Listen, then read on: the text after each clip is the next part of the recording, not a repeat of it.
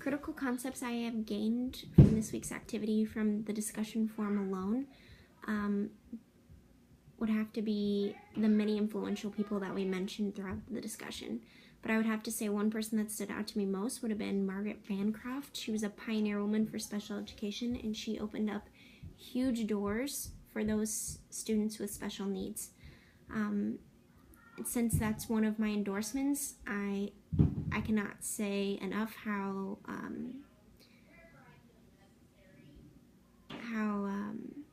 exciting that was to see, even in that time period, that someone really cared for those students enough to put so much effort and passion into creating success for those students. Another thing I learned through that discussion was more about the law, the compulsory attendance law.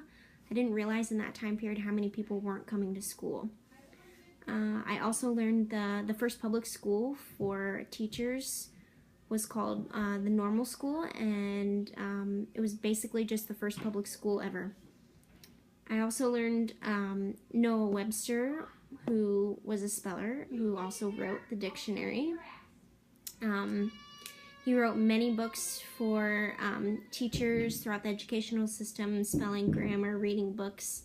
He was very influential. Another influential person through the educational system would have been Monterosi. Her method or idea was that children essentially teach themselves. As teachers, we are primarily responsible for basically just creating the environment for them to grow successfully within the curriculum and in the educational system. And her method grew and is still around. I think as a teacher,